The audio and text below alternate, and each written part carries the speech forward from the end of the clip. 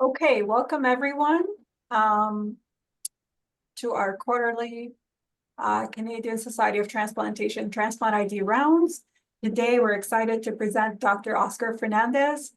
Dr. Fernandez trained in internal medicine and infectious diseases at the National Autonomous University of Mexico in Mexico City.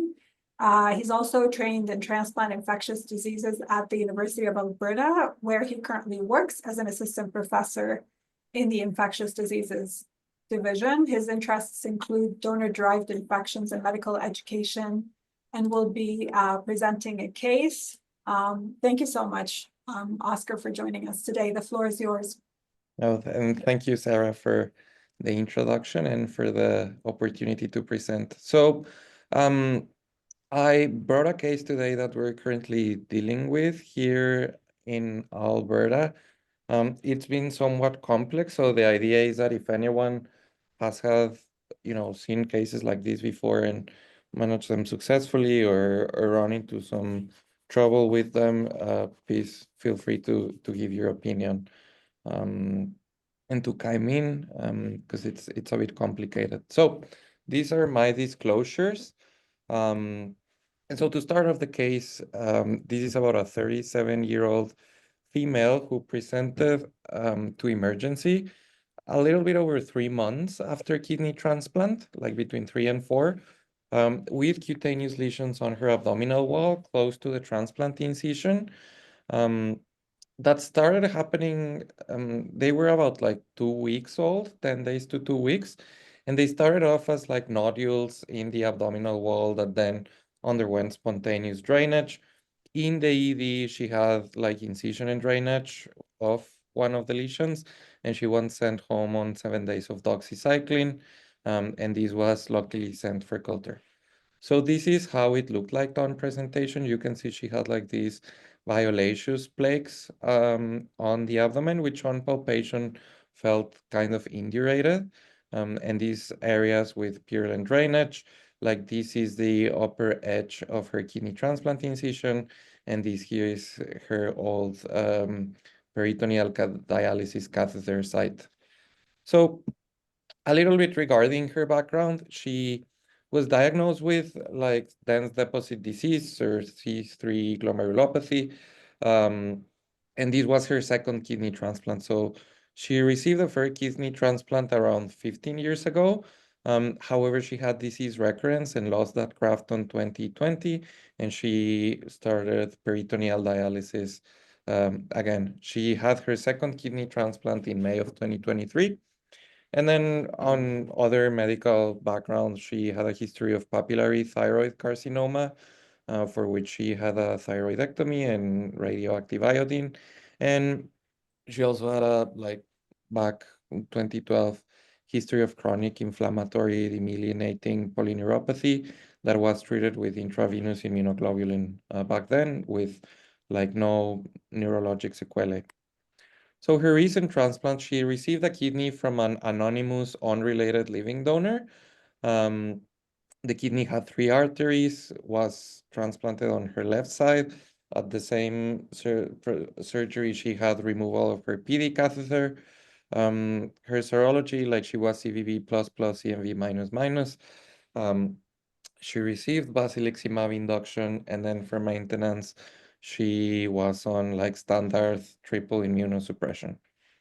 So her post-operative course was punctuated by collections, started kind of being noticed around month 1 after transplant. So you can see here, like these are non-contrast CTs. You can see like her old graft here, which like is all atrophic, and then her new graft is here on the lower left side, and she had like this subcutaneous collection. And further down in the pelvis, she also had this one kind of adjacent to the bladder. So those collections were percutaneously drained. They were sent for like standard bacterial culture and nothing grew.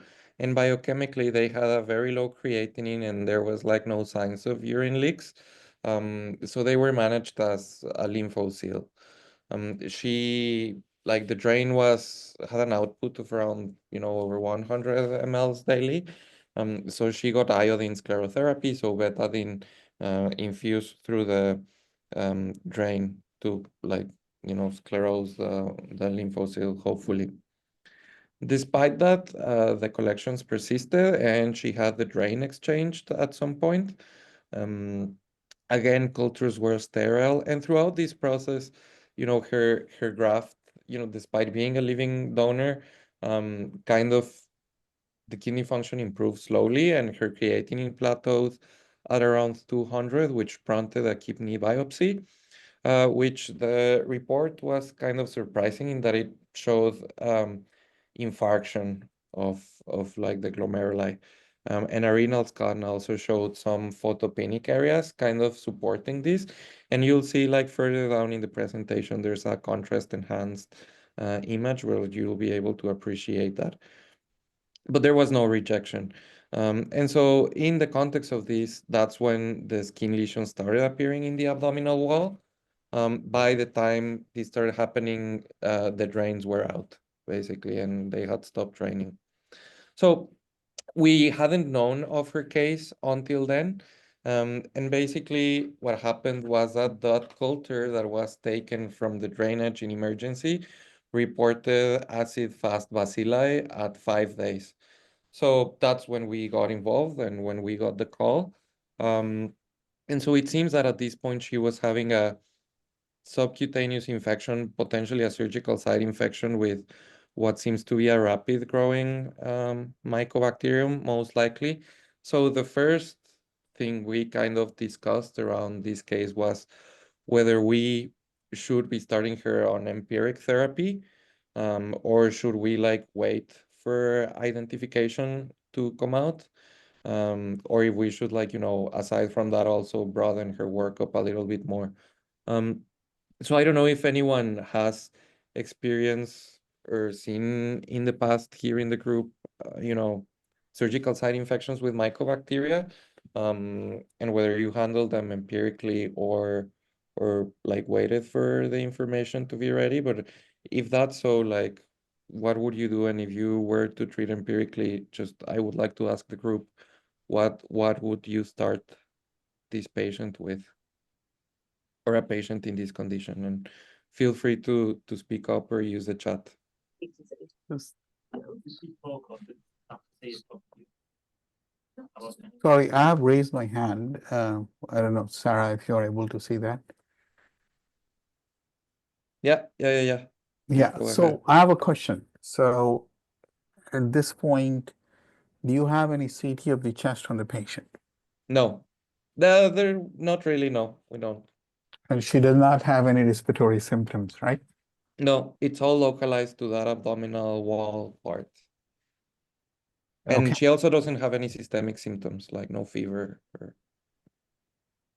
This is a rapidly growing mycobacterium, right? Yeah. Okay. I mean, others can chime in. I think there's a clear direction here. What about TB PCR? Oh, it was negative. I know there are duplicates, Sarah Shalhoub. I think I shared a personal Zoom link, and that's why you're seeing so many of me. I'm not cloned, it's just a link that's being used. I Yeah. had a question, Oscar. Sorry, can you tell us again, what the growth from these peri-transplant collection, intra-abdominal collection, was there a growth or not? No, there was never a growth, but that being said, they were never sent for mycobacterial culture. Okay. And do we have some details on the donor? Not really. They were like an otherwise healthy person who, altruistically decided to anonymously donate one of their kidneys. And for background in a recipient, she doesn't live in Edmonton. She lives, but like in a somewhat close city from here, like 1.5 hours, 2 hours. And she's a nurse. And otherwise, like no uncommon, like married, and no travel, no hobbies, like no, overly interesting hobbies or like exposures, etc. So is it fair to say that we are suspecting non-tuberculous mycobacterial surgical? Well, Yes. I don't think it is a surgical site infection per se, right? Because if you can go to the picture that you have shown, you can see these scars separately, and this is in the middle. So it's probably, is there a scar here where there's a pearly white structure? This one?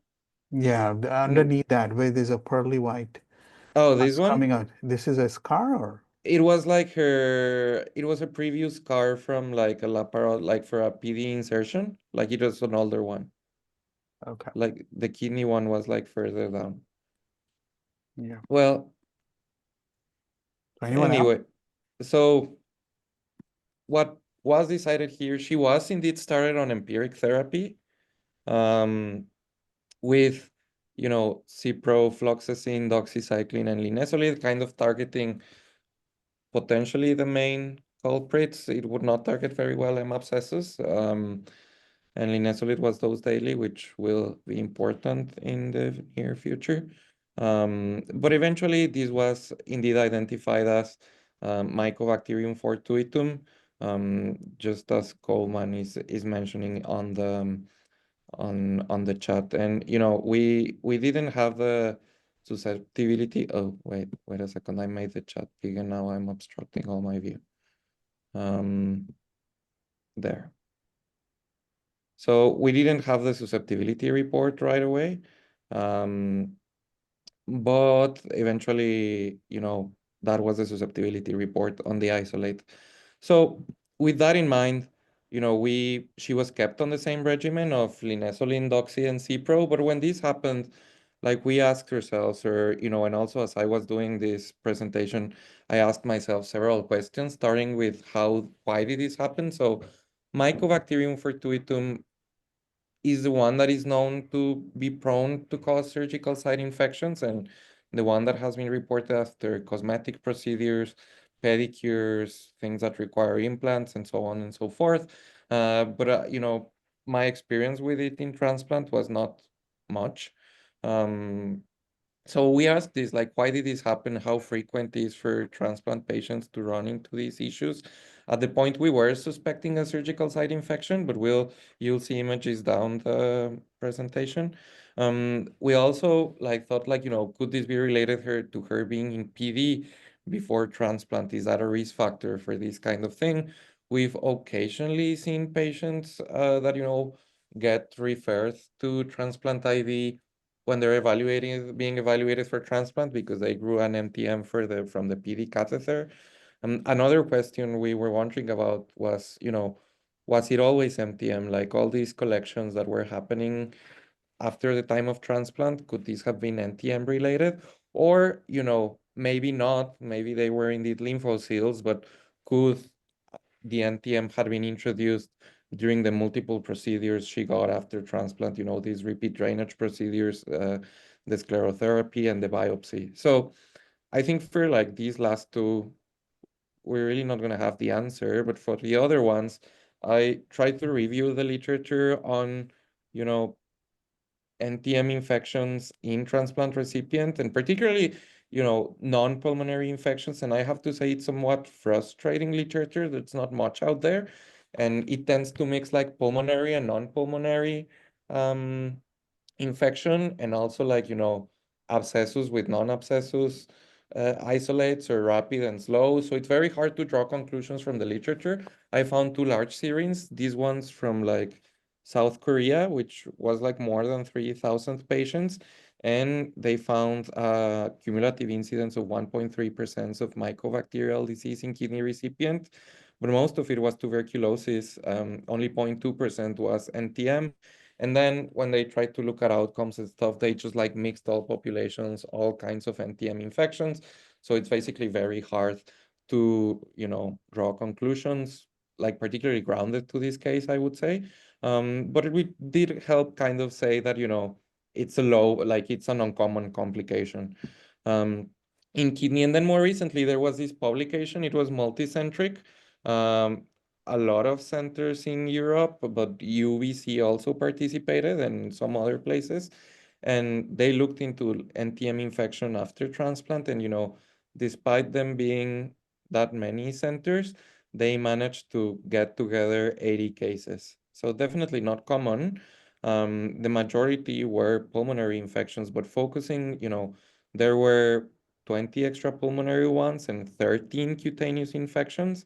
Um, and then between like all of these, they kind of don't really split them out much, but there seems to have been a kind of similar proportion of rapid and slow growers, but like it's hard to put the numbers inside here. And they did the exact same thing where they analyzed pulmonary and non-pulmonary syndromes together and, different transplant organ recipients together.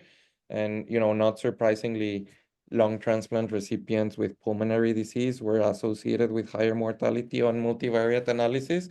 But again, grounding conclusions to this specific case is a little bit hard.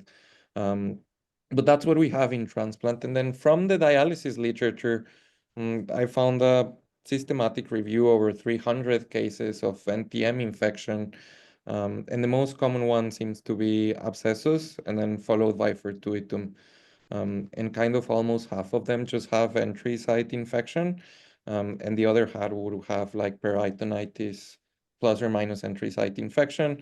Treatment duration was 3.8 months, but they don't report on like, kind of therapies used, failure, or relapse.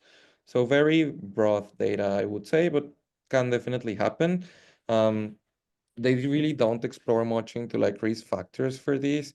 And we never isolated it in our patient, like while she was on dialysis, but it was just like, a potential risk factor that I was thinking about, which brings us like, the complexities of therapy duration in these cases. So we know that for pulmonary disease, there's like this recommendation of, treat for 12 months after the first negative culture.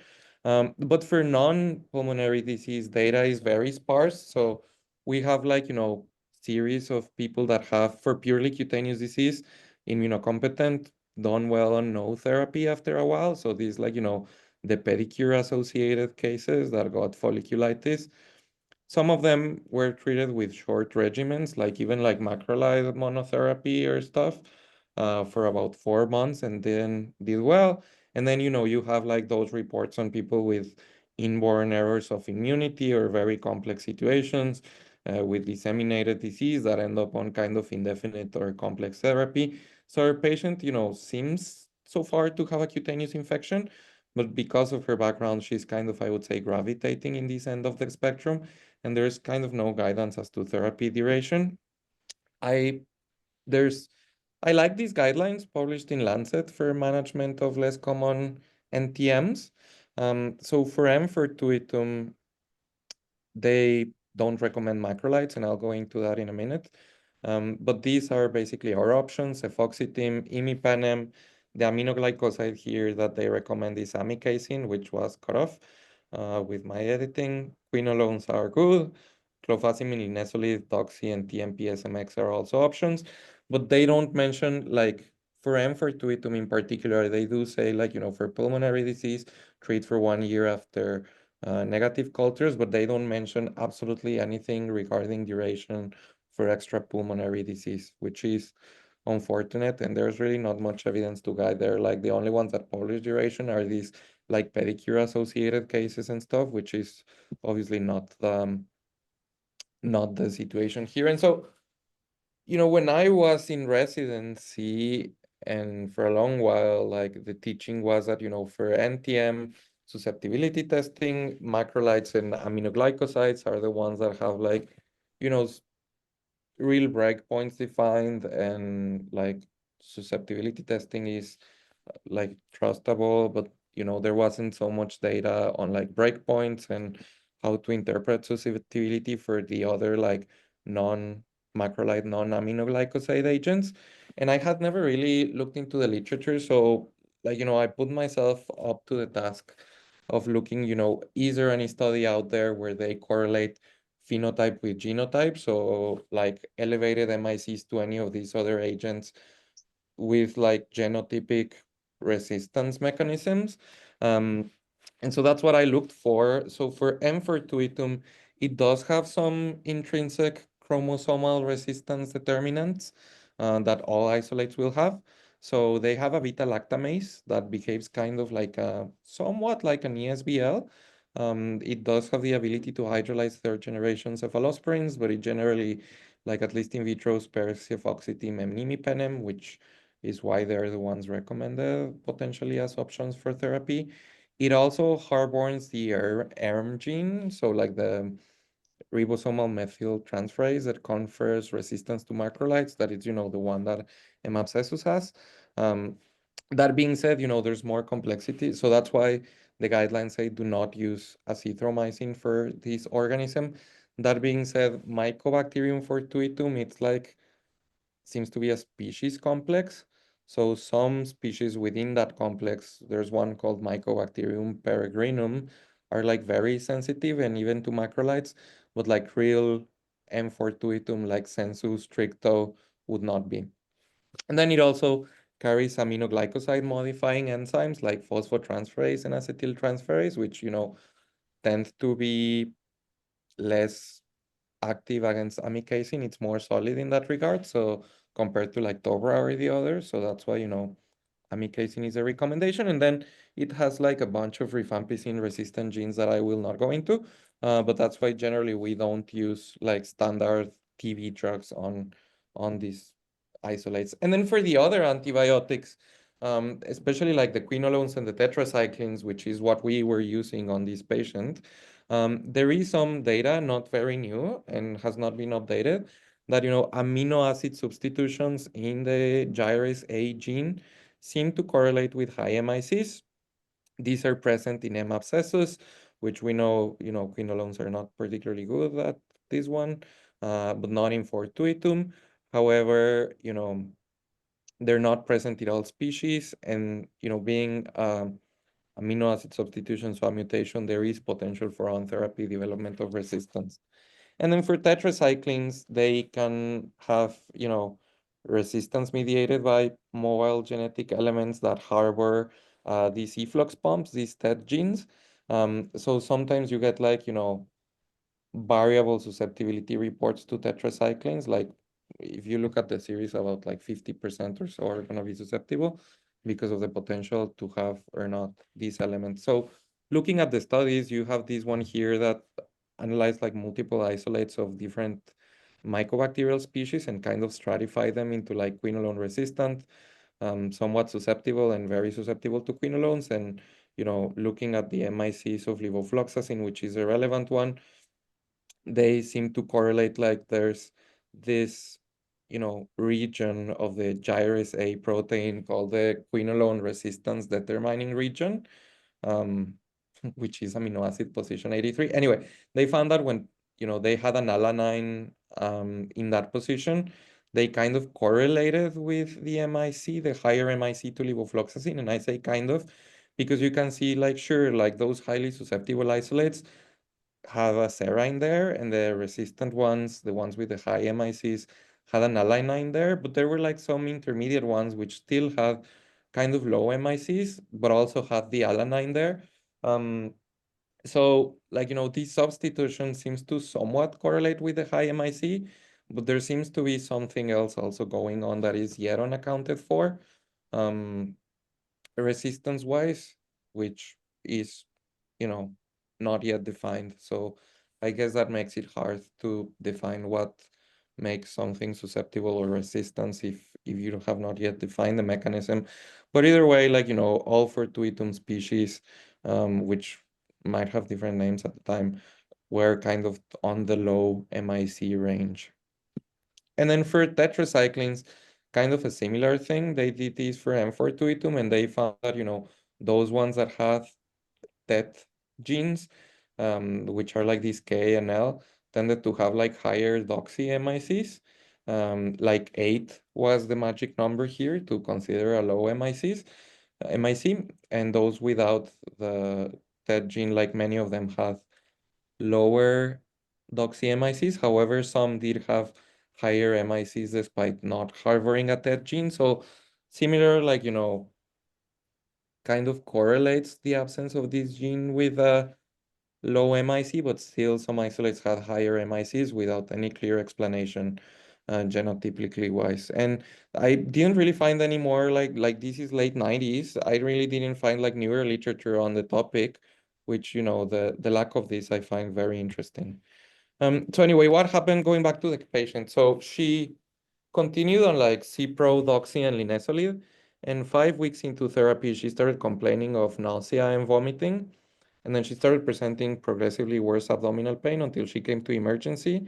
Had a documented like quite high elevation in lipids, and her, you know, venous blood gas like reported metabolic acidosis and hyperlactatemia. She was hemodynamically stable, but she ended up being diagnosed with linezolid-induced metabolic acidosis and acute pancreatitis, which was unfortunate. So she ended up being admitted. During that admission, her lesions looked kind of like this, which you can contrast with previous ones. This one is located at like the upper edge of the Gibson incision of the transplant. So, I mean, we were kind of being optimistic in saying that they look better, but I think it was more optimistic than realistic. And this is her imaging. Like I'm not gonna show images of the pancreas because it was like not necrotizing pancreatitis and there were not collections, just pancreatic edema. But like you can see lower how there was still some, like in here now, instead of a collection, there's like this haziness in the subcutaneous tissues of the abdomen. And then it seems to kind of be in contiguity with the abdominal wall and the graft, which is right here. So like was not good. Anyway, so with linezolid, it's very interesting looking at the mechanism of metabolic acidosis. And it seems to relate to like the common origin of mitochondria and bacteria. Because mitochondrial ribosomes are different from cytoplasmic ribosomes. And it seems that at least in some people, linezolid is able to block protein synthesis in mitochondrial ribosomes. And that's interesting because mitochondrial ribosomes are in charge of synthesizing the proteins that make the respiratory chain. So if you block them, you get like mitochondrial dysfunction and energy crisis, lactic acidosis. So this seems to be the theory, and there's some very interesting experiments. So this was done in rats where they exposed them to like increasing doses of linezolid, and then took biopsies and measured like the activity of the complexes of the respiratory chain. And white is control rat, black is linezolid rat, and you can see how those on linezolid, like their 1, 3, and 4 complexes had lower oxidative activity. And the complex 2 did not. And this is very interesting because, all these affected complexes are the ones that are coded by mitochondrial DNA and synthesized in the mitochondria. And complex 2, its components are actually coded in the nuclear genome, and they're synthesized in the cytoplasm, then, imported into the mitochondria. So like their synthesis does not seem to be as affected by linezolid for that reason, because they're not produced by mitochondrial ribosomes. And this data has been kind of replicated from, there's publications out there of people who die from multiple organ failure in the context of linezolid acidosis. And they take muscle biopsies and tissue biopsies and do these kind of assays and find the exact same thing. So very interesting and very unfortunate. Our patient, though, well, she ended up being admitted for the pancreatitis. She lost oral intake, and her admission lasted for about 3 weeks, just basically because of pain control and inability for oral intake. She required TPN. During that admission, she had a pulmonary embolism. And, because we lost the oral route, she had to be adjusted to imipenem and IV levofloxacin. And on this regimen, like at least as per patient, there was marked improvement in the lesions. Like picture-wise, I don't have a picture at that time, but they looked kind of the same. But palpation-wise, they were not as indurated and as nodular. She eventually, regained her oral intake, got over everything that happened, and she was discharged on moxifloxacin and doxycycline because we couldn't use linezolid anymore. And, being optimistic that the lesions have improved kind of significantly with the imipenem and the levo, we thought that, maybe dual therapy was going to be good enough for her. And it kind of was, like, sort of. Her lesions were stable for about a 4-month period, but then in May of last year, new lesions started cropping up. Some of them drained again spontaneously. So we pursued a skin biopsy that just showed, changes compatible with an MTM infection. Unfortunately, the repeat culture was negative, so we couldn't really assess for, on therapy development of resistance to like either the quinolone or the tetracycline. So that's when, things got, I would say, complicated, um, because she's now failing this oral regimen. We cannot use linezolid anymore. So, as a questions for the group is like, what would you do now, like treatment-wise? Would you adjust? Because we don't have any, like, and we're not have any new susceptibility results. And would you consider surgery for her? And has anybody ever, managed something like this? So just to catch everyone up, she's right now on doxy and moxifloxacin. Mm-hmm. And failing. Right, Eh, and sorry, and so why did you, I'm just curious, why did you take her off IMI? I don't think I would have been brave. Yeah, I think Stop we it. were overly optimistic that she got better. And obviously we did not want to commit her to, like, the peak line and the like IMI and like everything that IMI will have involved. So we did kind of like, a risk benefit where we maybe at that point put more emphasis on like the avoiding long-term imipenem.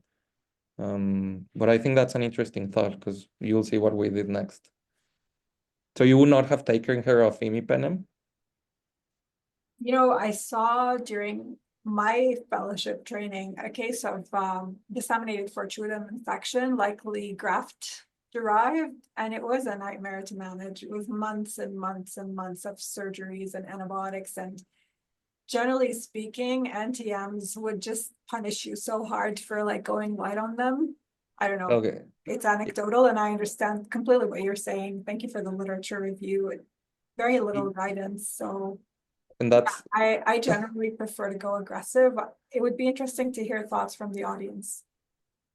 So if I may interject for a second, so I would agree that probably withdrawal of the imipenem was a bit earlier than I would have done. And you had her on linezolid, that's fine, which has very good tissue penetration, excellent tissue penetration for surgical site infection. I mean, it is susceptible to doxycycline, but the bioavailability of doxycycline and the side effects are, I mean, I don't rely in the induction part of the treatment on doxycycline.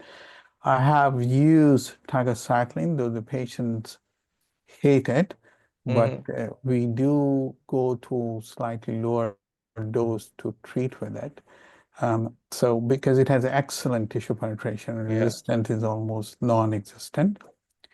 And I can understand why there was a reluctance to use amikacin.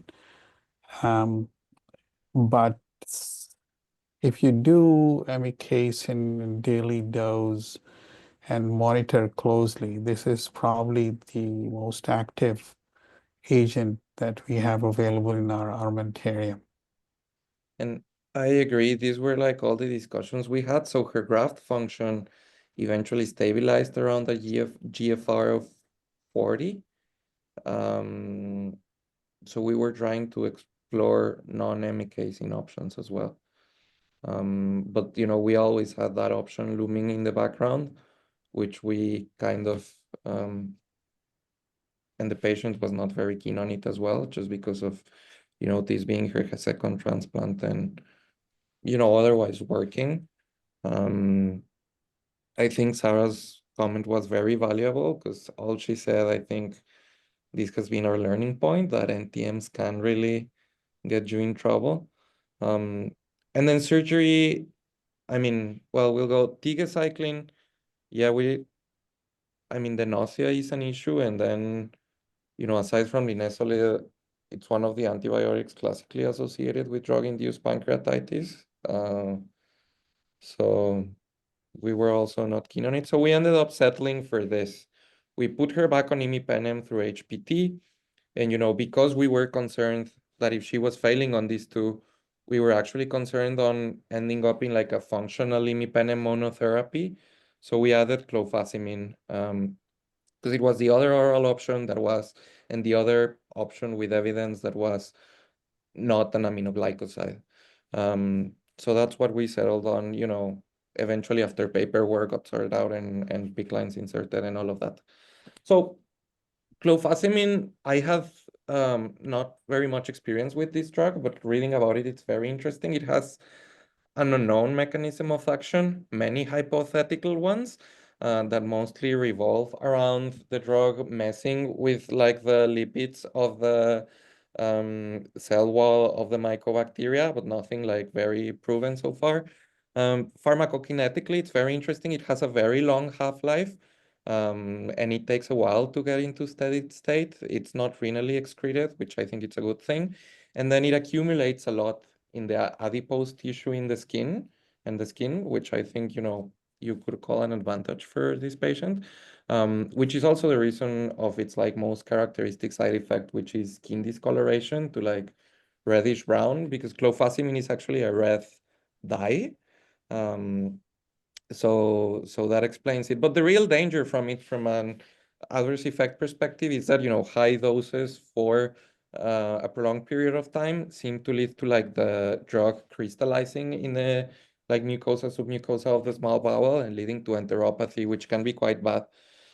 It has had like low MICs reported for many NTMs in general, and like low, like the magic number seems to be 1. Because there's like no super official breakpoint yet. With some variability reported in M4 some isolates have had higher MICs, but ours was tested, or we requested testing, and it was like quite low. And there's like a fair amount of in vitro data of like these low MICs and also of synergism with other agents, particularly amikacin. For other species, the synergism was not found in M4 and the synergism in vitro, like with the caveats of like what does that mean in vivo, but anyway. And there was a series or a publication of like clinical use of clofazimine from University of Pennsylvania for NTM infections, like clofazimine containing regimens, obviously. So focusing on the non-pulmonary infections, you can see like basically how around almost 60% of them had surgical debridement, but 70% of patients with these regimens were considered cure, which cure was defined as like no signs of disease 6 months after stopping therapy, and all of them showed some clinical improvement. And similarly, like, for those, like, numbers behave the same for those that got surgical debridement. So we discussed with surgery as well.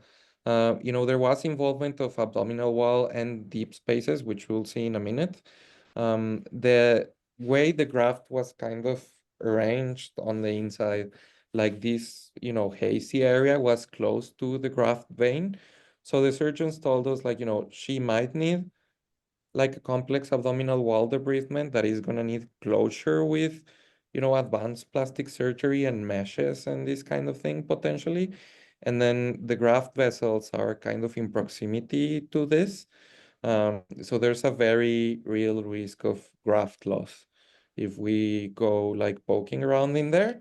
So surgery also said like, we would prefer if she continued ideally medical therapy, and then, if the problem becomes smaller, we can try like not such an extreme surgery. And the patient was in agreement with that. She kind of did not want to risk like losing the graft and going into like this very complex, plastic surgery, abdominal wall situation. So now with contrast, this is how things looked when they got worse, when we started the imipenem and the clofazimine. So you can see that the abdominal wall has all this involvement here. Her graft is down here, but further down, you can see how the graft has like these hypodense areas in the cortex, which correspond, I guess, to the infarction that was in the biopsy. And you can see how that is in continuity to like this hazy process on the abdominal wall. And then the graft vessel is here. So there, seems to be graft involvement and deep space involvement and like full thickness abdominal wall involvement. So it is definitely trouble. So on this regimen, the patient has tolerated all 4 drugs. She hasn't had any adverse effects. And here you can see images of the progression. So you can see like these were the lesions that reappeared in May and that started draining, like this one and this one here. But then they eventually have been healing with hyperpigmentation, and all the other affected areas are kind of fading. You can see like this one here is lighter, similar, this one here is fading, and then these ones on the linear incision are fading. So she seems to be going in the right direction. I don't have more recent pictures because, she doesn't live in the city and winter came by and we didn't want her driving on icy roads. But we did do a CT over winter, which like, the abdominal wall, this was, around December, the abdominal wall like situation is becoming smaller. The graft looks kind of the same. So things seem to be trending in the right direction. She's going to be coming to see us later this month. So with all that in mind, like what we're discussing now is like, how long would you keep the imipenem for? She's been on it since June. Would you ever stop the imipenem, or would you keep it going until you're sure she's completely cured? And, if you ever decide stopping the imipenem, would you continue with only the other 3 drugs? Or, because of concern that, these 2 failed, would you substitute the imipenem with something else, which we don't have many options now? The only other oral one would be like bedaquiline, which has incipient data of in vitro activity and small case series about it. But would be the other oral option. And then, how would you decide to eventually stop everything, like with, imaging? And also, is there still a role or a necessity for surgery? If at all, would you pursue surgery, or would you continue carrying on with medical therapy alone until hopefully she achieves cure? Or, eventually, if her graft fails, which it's not, it's been working stable at 40 GFR, but if it eventually fails down the line, would you consider a graft nephrectomy? So these are the things that, our service has been discussing here about her case, and with our surgery and transplant nephro colleagues.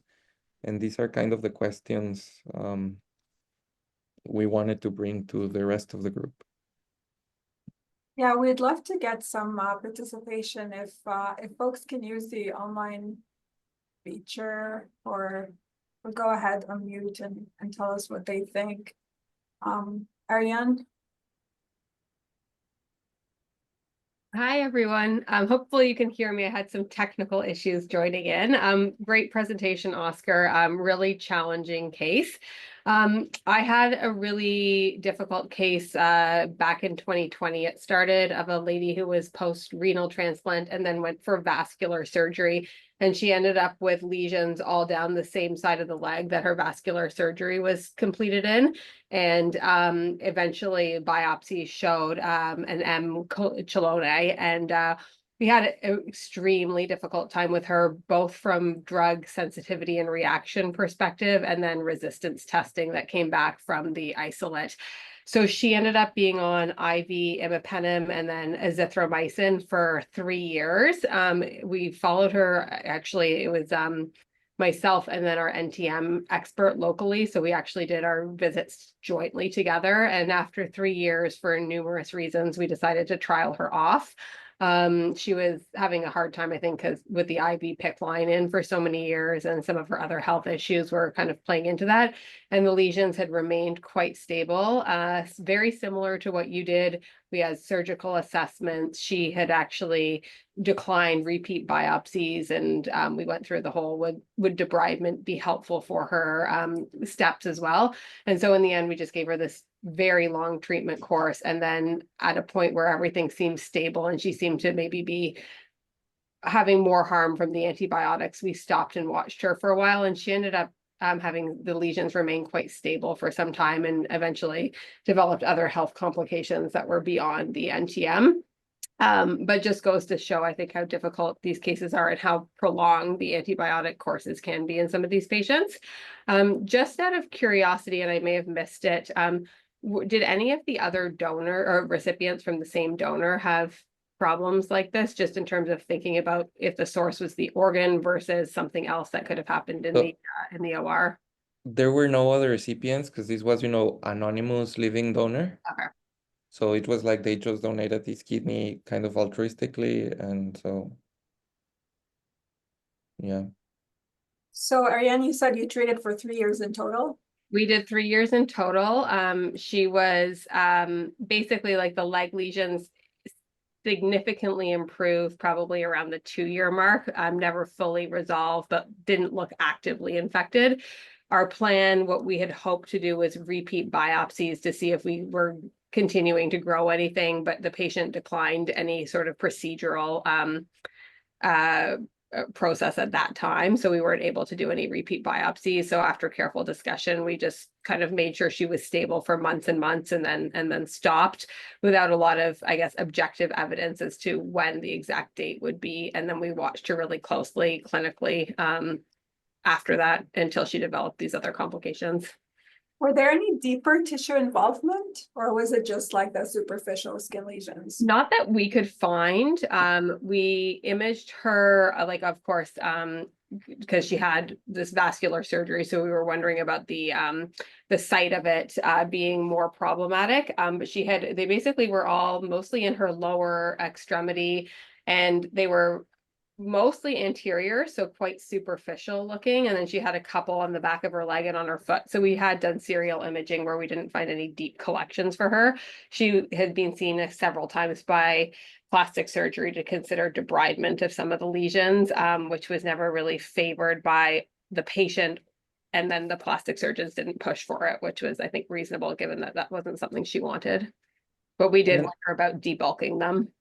I have a question around that. So was her like vascular graft, was it from like her native vein, or was it like prosthetic graft? I think I can't remember just because it was so long ago. I think she just had, it went in originally into a native, and I don't remember if they put like Gore-Tex in or what exactly they did originally, but it was, I guess, politically challenging to invoke that as the definitive cause. So we didn't push very hard with the surgeons on that one.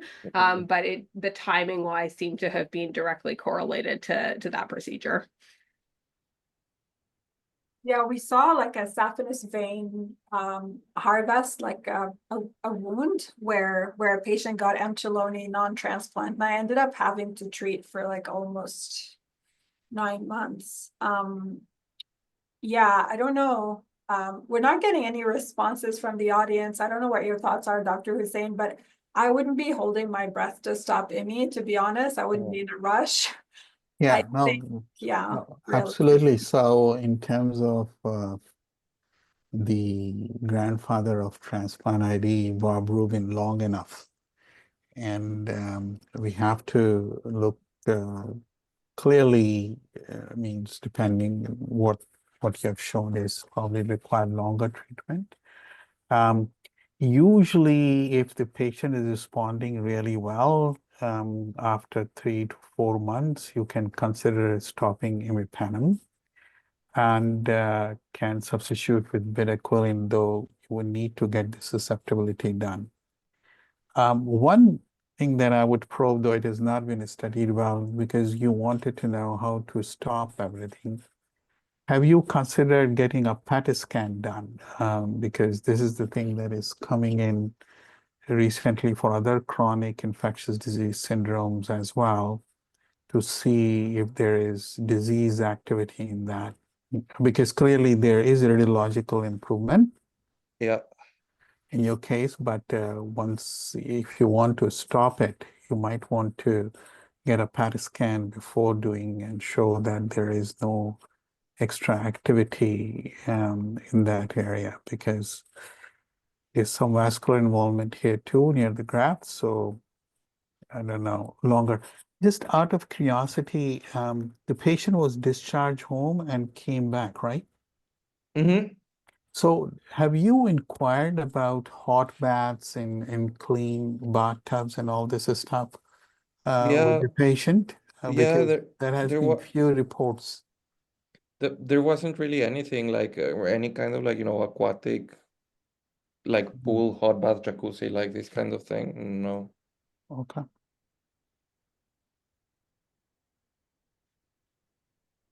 But yeah, Yeah. so I think this has been helpful. Like the PET CT, we did not pursue it up front because there wasn't that diagnostic dilemma. No. So But it I is. know, but for monitoring, I think it's a very good idea eventually to help make the decision. I think that's a valuable idea, and I think that so far the feeling I'm getting from this conversation is that if the imipenem's working, like not necessarily the worst thing to continue it for a long time. How long has she been on imipenem so far? Since June. So it's already been 6 months, Mm-hmm. more than that. So anyway, interesting. Yeah, part of the frustration is not also not knowing what to do with the immune suppression. Like, I don't think there's a lot of evidence that supports going either way, but I don't know if you guys have been modifying, like going down on the myfortic, although who knows if that actually makes a difference. You don't want to trigger a rejection either. Yeah, and this like being her second transplant and everything, I think Mhm. she hasn't been on like massive doses of anything either way, like so Great case, Oscar. thank you, and thank you so everyone. much. Yeah, So and just thanks for the attendees. yeah, so just remember the patients for these NTM, they are not killed by the bacteria per se. I know it's us. They die because of what we do. I know, so that's kind of why it's like this discussion of like how aggressive do we have to be surgically, or like how much toxicity do we expose them to. So I agree. I think that's a very great, like it's a very hard, I would say, part of managing this case. So, Well, thank you so much for presenting, and thanks for the attendees, and we'll see everyone in June. right. Bye. Bye.